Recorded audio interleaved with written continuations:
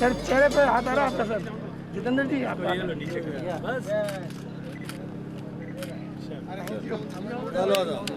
चलो करंट है इसमें। हमारे भी सभी लोगों के लिए इसको क्या इसके नीचे हैंग करेंगे ऐसा? सभी चलो आप लोग यहाँ से आप किसी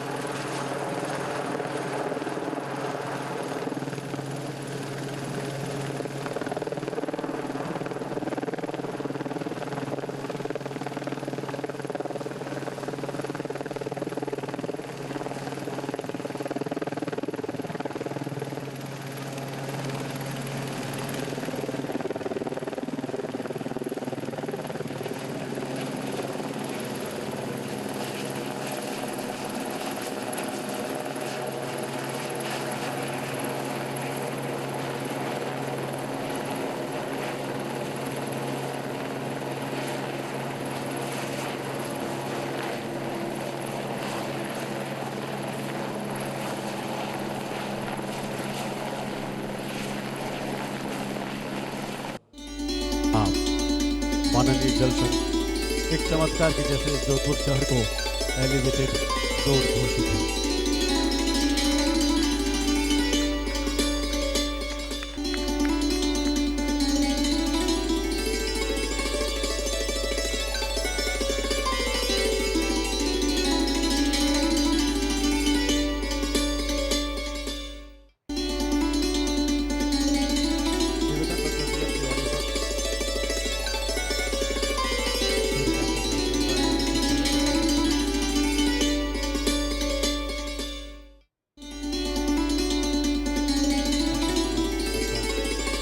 कोई पाबंदी वैसे तो है नहीं,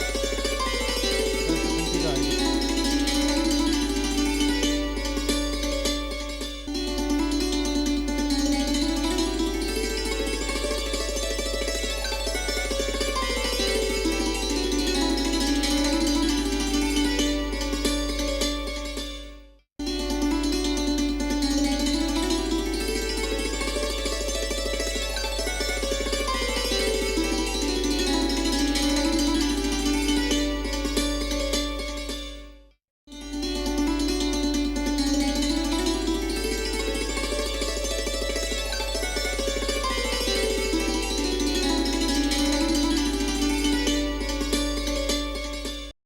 मैं CSIR राष्ट्रीय भूभौतिकी अनुसंधान संस्थान, ministry of science and technology और central ground water board, ministry of Jal Shakti की ओर से इस गौरवशाली क्षण में आप सभी का हार्दिक अभिनंदन करता हूं। मैं यहाँ उपस्थित सभी लोगों की ओर से आज अपने ही क्षेत्र में हमारे मुख्य अतिथि और उद्घाटनकर्ता श्री गजेंद्र सिंह शेखावत जी और guest of honour doctor Jitendra Singh ji, vice president CSIR का सम्मान के साथ स्वागत करने का मुझे यह प्रिविलेज मिला है। हम लोगों के लिए यह सम्मान की बात है कि आप दोनों महानुभावों ने अपना महत्वपूर्ण समय निकालकर आज हमारे बीच में और हमारे उत्साहवर्धन के लिए उपस्थित हुए हैं। अपने कार्यों द्वारा और अपने निर्देशित प्रोजेक्टों द्वारा माननीय मुख्य अतिथि जी शेखावत जी, आज के जो हमारे जल शक्ति मंत्री हैं, एक ऐसी परिकल्पना की है कि हम भूजल के बारे में ही न जानें, हम ऐसी नदियों को निकालने की कोशिश करें जो हजारों साल पहले विलुप्त हो गई थीं और आज के युग में वह हमारे लिए एक बहुत ही कारगर साबित हो सकें। इस मौके पर हमें यह बताने की भी बहुत प्रशंसा है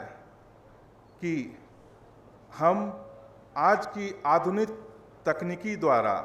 जिसको हम heliborne electromagnetic and magnetic system के नाम से जानते हैं, जिसका हमारा संस्थान काफ़ी दिनों से, वर्षों से इसके बारे में अध्ययन कर चुका है और इसके उपयोग के बारे में हमारे देश के विभिन्न भागों में कार्य करके दिखा चुका है, उसका एक बृहद प्रोग्राम के लिए उद्घाटन करने के लिए आज हम सब लोग उपस्थित हैं। क्षेत्र का पैलियो चैनल मैप्स का निर्माण और एक्यूफर सिस्टम के साथ इनका लिंकेजेस, क्षेत्र का 3 डायमेंशनल कि ये जो कार्यक्रम आज हो रहा है, इसके माध्यम से एक नए ढंग का तकनीकी प्रयोग भारतवर्ष में लाने का काम होगा और मुझे गर्व है इस बात का कि ये जियो सर्वे के माध्यम से जो वाटर रिसोर्सेज की खोज करना और पानी का प्रबंधन करना, जिसे अभी कह रहे थे कि भूतल के नीचे छिपी हुई गगरियों को ढूंढना, जो राजस्थान के कल्चर से जुड़ी हुई हैं, उसका देशव्यापी अखिल भारतीय स्तर पर कार्य आज कहीं प्रारंभ होने जा रहा है, तो जोधपुर की वीर धरती से। और इसलिए इसके बधाई के पात्र आप सबके लोकप्रिय नेता, यहाँ के प्रतिनिधि गजेंद्र सिंह शेखावत जी, और इसका श्रेय माननीय प्रधानमंत्री श्री नरेंद्र मोदी जी की दूरंदेशी, दूरदृष्टि, उनकी कल्पना क्षमता को भी जाता है कि जब दूसरी बार उन्होंने प्रधानमंत्री के रूप में शपथ ली तो उन्होंने ये निर्णय लिया कि जल शक्ति के महत्व को देखते हुए और भारत में जो अपार उसके साधन और रिसोर्सेज मौजूद हैं, उसको ध्यान में रखते हुए, उसको मद्देनजर रखते हुए एक डेडिकेटेड मिनिस्ट्री, एक अलग से जल शक्ति मंत्रालय हो और विशेष तौर पर उसके लिए चयन किया हमारे क्षमतावान, निष्ठावान, परिश्रमी मंत्री गजेंद्र सिंह शेखावत का। जहां तक इन नए प्रयोगों का संबंध है, यदि आप स्मरण करें तो 15 अगस्त को लाल किले के परिसर से जब प्रधानमंत्री श्री नरेंद्र मोदी राष्ट्र को संबोधित कर रहे थे, तो उन्होंने एक बड़ी महत्वपूर्ण बात कही थी। उन्होंने कहा था कि इस समय स्वतंत्र भारत आज़ादी के 75वें वर्ष में प्रवेश कर रहा है और उन्होंने संज्ञा दी अमृत महोत्सव, और साथ ही साथ हमारा इस ओर भी ध्यान आकर्षित किया कि आने वाले 25 वर्ष हमारे लिए कितने महत्वपूर्ण होंगे। तो इन्हीं 25 वर्ष में हमारी जिम्मेवारी रहेगी कि आज से हम वो कल्पना चित्र बना सकें, वो योजना बना सकें जो ये निर्धारित करे कि जब स्वतंत्र भारत अपनी 100वीं वर्षगांठ मनाए 2047 में, तो उसका चित्र कैसा हो, उसकी तस्वीर कैसी हो। आने वाले समय में जितना भी विकास होगा वो टेक्नोलॉजी और विज्ञान पर आधारित होगा। और जैसे बार बार ये अनुमान लगाए जाते हैं, ऐसे प्रोजेक्शंस भी हैं कि आने वाले वर्षों में भारत विश्व गुरु बनकर के संसार के पटल पर खड़ा होगा, तो वो उपाधि और वो पदवी और वो स्थान प्राप्त करने के लिए भी साइंस टेक्नोलॉजी ही आधार रहेगा। बल्कि मैं तो ये कहूंगा कि आने वाले समय में हमारी अर्थव्यवस्था भी बड़ी मात्रा में साइंस टेक्नोलॉजी और वैज्ञानिक अनुभव पर आधारित रहेगी। इंटेंट और विल पावर, इन दोनों चीजों की कमी थी, और जब तक राजनीतिक नेतृत्व की ओर से प्राथमिकता ना मिले तो जितना भी प्रयास किया जाए वो पर्याप्त परिणाम हासिल करने में असफल रहता है। और इसलिए मैं समझता हूं कि इससे बेहतर और कोई अनुकूल समय हमारे पास नहीं था। एक के बाद एक ये ऐसे प्रयोग हो रहे हैं। अब जहां तक आज के इस कार्यक्रम का संबंध है, अभी हाल ही में पिछले मास में हमने एक नया क्रम किया। जितने भी 7-8 विभाग हैं विज्ञान से संबंधित या 7-8 मंत्रालय हैं भारत सरकार में, उनके प्रतिनिधियों और वैज्ञानिकों का बैठना हुआ प्रत्येक मंत्रालय के साथ, ताकि उनको समझाया जा सके कि कहां-कहां वैज्ञानिक तकनीक का उपयोग किया जा सकता है। क्योंकि वैज्ञानिक तकनीक हमारे पास है लेकिन उसकी जानकारी नहीं है। हमारे पास ये जो जियो मैपिंग की तकनीक है, वो जमाना जाता रहा कि आप खुदाई करते रहें ढूंढने के लिए कि पानी कहां है। एक जगह खोदा नहीं मिला, फिर और गहरे चले जाओ, नहीं तो और गहरे चले जाओ, फिर और गहरे चले जाओ, और इतना गहरे चले जाओ कि लगता है भाई इसमें ही दब जाएंगे, और फिर उसको भरने की उतनी मेहनत, फिर वहां नहीं मिला तो किसी और जगह चले गए। आज हमारे पास ऐसी तकनीक मौजूद है, हेलीकॉप्टर ऊपर से चल रहा है, चित्र खींच रहा है, आप एयर कंडीशन कमरे में बैठ करके स्क्रीन पर तस्वीर देख रहे हैं और साफ दिखता है। 500 मीटर नीचे तक जहां जहां जल के स्रोत है उसकी ये शिनाख्त करता है, आपको चित्र देता है, उसका कितना क्षेत्रफल है, कितने एरिया में वो फैला हुआ है, पूरी जानकारी देता है। और उतना ही नहीं, 3 डायमेंशनल इमेज, जो कि मानो ऐसा लगे कि सामने बैठ करके आप देख रहे हैं। जैसे आजकल आधुनिक 3D इमेजेस प्रारंभ हुई हैं, जिसमें आगे पीछे ऊंचाई, गहराई, लंबाई, सब हर चीज का अनुमान हो जाता है, और बहुत प्रिसाइज, और कीमत भी कम लगती है। क्योंकि जो हमारे पुराने तरीके से, उनसे मैन पावर भी लगती थी और मेहनत भी। और ये काम सबसे पहले राजस्थान, गुजरात, हरियाणा, पंजाब प्रदेशों में प्रारंभ किया गया है। और जैसा मैंने कहा कि इसका प्रारंभ और ये आज का कार्यक्रम केवल इस heli survey of water resources की लॉन्चिंग का नहीं है, this is in fact all India launching from Jodhpur. और मुझे विश्वास है कि आने वाले समय में ये जो आज हमारा शुभारंभ हो रहा है, ना केवल helicopter survey of water resources के लिए राह हमवार कर रहा है, बल्कि प्रत्येक सेक्टर में, प्रत्येक क्षेत्र में टेक्नोलॉजी को उसका आधार बनाने का एक क्रम, उसको भी प्रारंभ कर रहा है। उसके प्रति भी हमारी जागरूकता इससे प्रारंभ होगी। एक बार पुनः बहुत बहुत शुभकामनाएं, और जोधपुर की धरती को मेरा नमन प्रणाम। मैं विनती कर रहा हूँ माननीय जल शक्ति मंत्री भारत सरकार, आपकी जरूरत आने के सहारे श्री गजेंद्र सिंह जी, जल शक्ति मंत्रालय द्वारा देश के एक्वीफर्स को हेलीबॉर्न सर्वे की नई टेक्नोलॉजी के द्वारा खोजे जाने या उनका अध्ययन किए जाने के निमित्त जो देश में एक नई शुरुआत हो रही है, जिसके बारे में अभी मुझसे पहले सभी वक्ताओं ने अपने उद्बोधन में, अपने वक्तव्य में जिसकी चर्चा की है, ऐसे महत्वपूर्ण कार्यक्रम, ऐसे महत्वपूर्ण शुभारंभ के कार्यक्रम में, और कार्यक्रम की महत्ता और गरिमा इसके कारण से और भी अधिक बढ़ी है कि देश के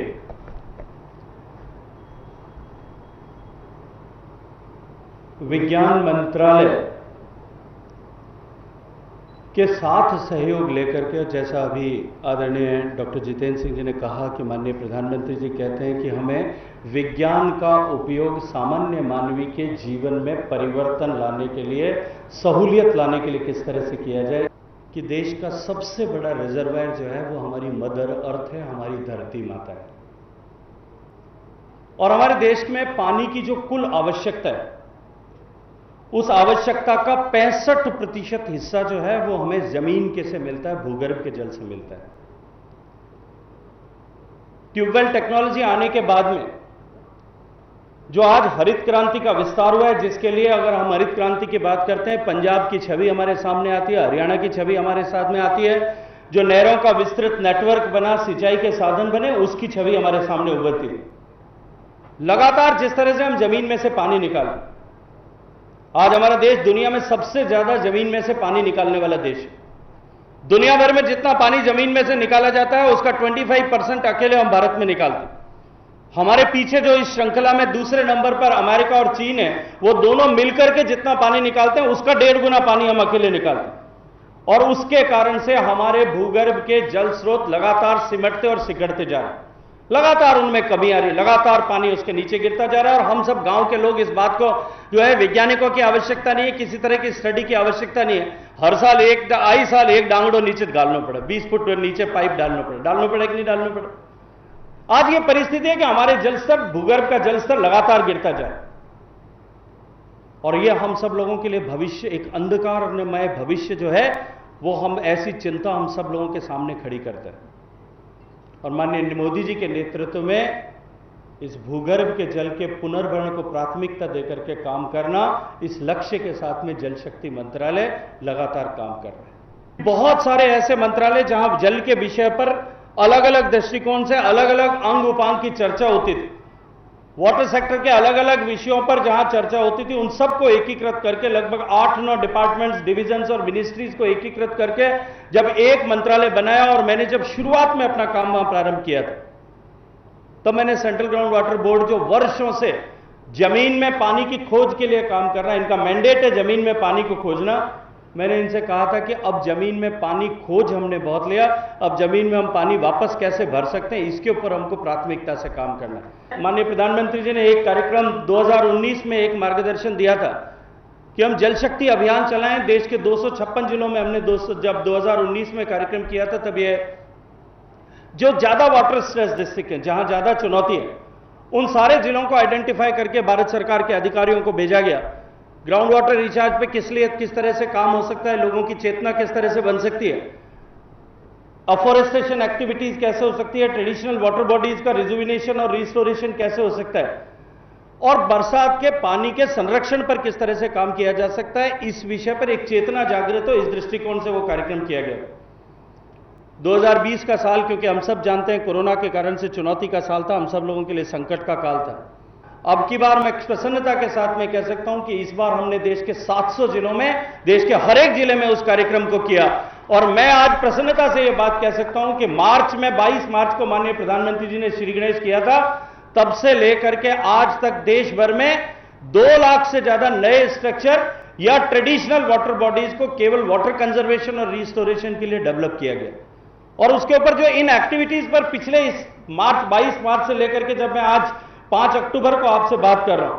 इस कालखंड में लगभग 50,000 करोड़ रुपया जो है इन वाटर रिलेटेड एक्टिविटीज पर खर्च किया गया। दुनिया की सारी टेक्नोलॉजीज को ढूंढना है, दुनिया में किस तरह से काम हो रहा है, हम भारत में गति के साथ में उस काम को कैसे कर सकते हैं। जब हमने इसको ढूंढा,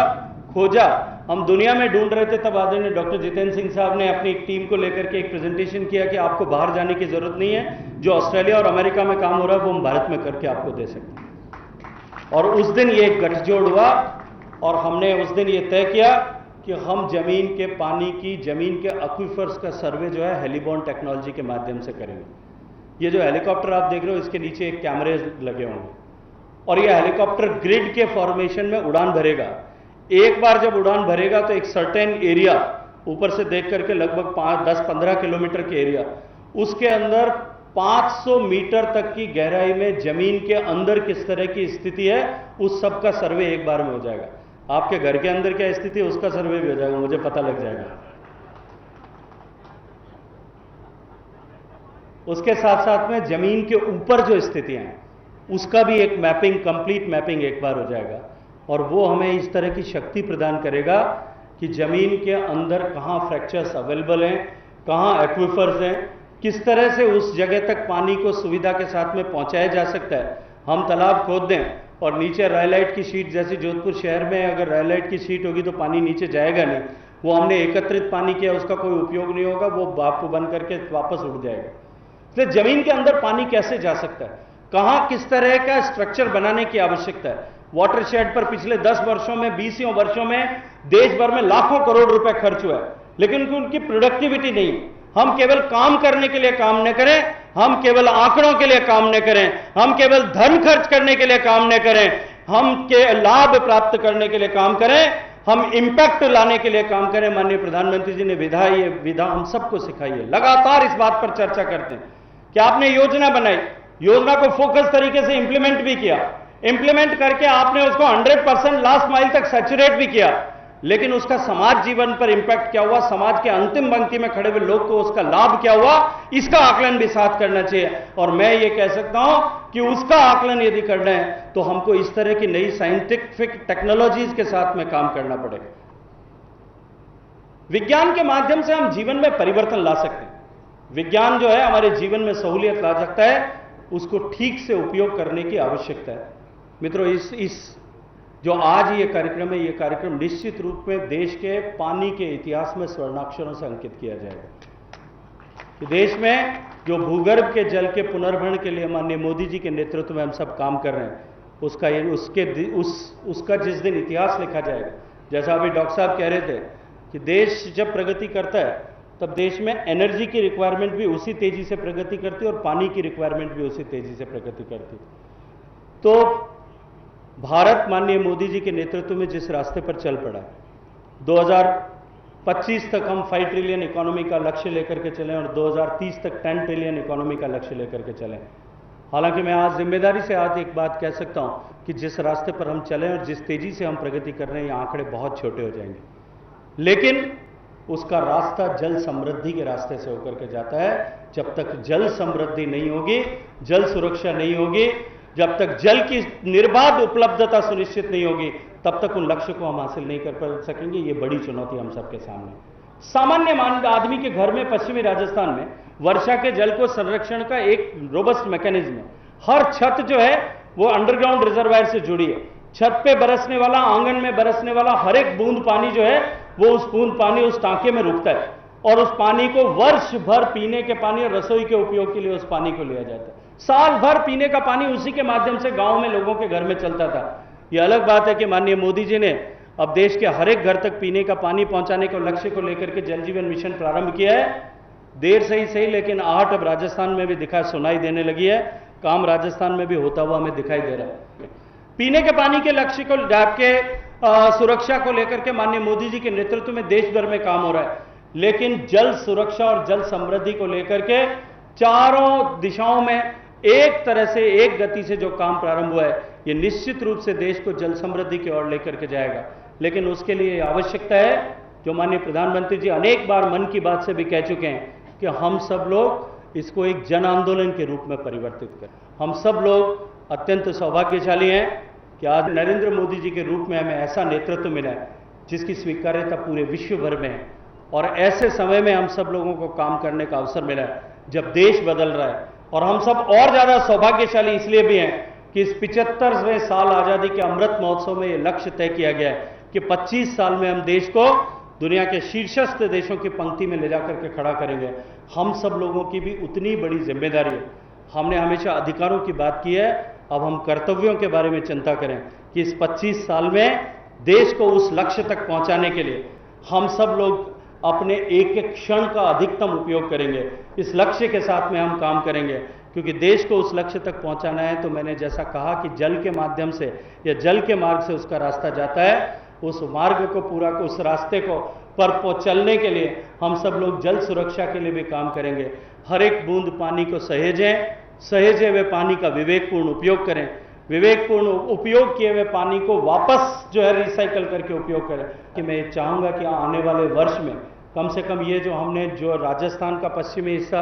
गुजरात का हमसे लगता हुआ हिस्सा और हरियाणा का हिस्सा, जो हमारी एक ही तरह की भौगोलिक परिस्थिति है, उस सब हिस्से का सर्वे पूरा हो जाए। अगले 1 साल में हम जो है इसका डेटा सारा एनालाइज करें और अगली साल जब हम जल शक्ति अभियान चलाएं या अगली साल जब हम नरेगा के बेस से काम करें, जब अगली साल हम 15th फाइनेंस कमीशन का पैसा इसके लिए खर्च करें जो 30% टाइड अप ऐसे पानी की रिलेटेड एक्टिविटीज़ के लिए, तो हम इस तकनीकी के कारण से जो मिली हुए आंकड़े हमारे पास में है, जो ज्ञान हमारे पास में है, उसका उपयोग हम सब कर सकें ताकि आने वाले 2 साल में उसका रिजल्ट जो है, इफेक्ट जो उसका धरातल पर हम सब दिखा सकें।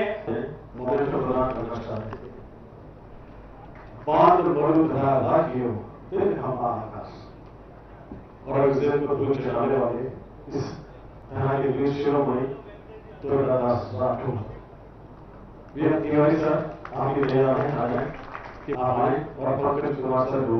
मॉनिटर प्रदान करें।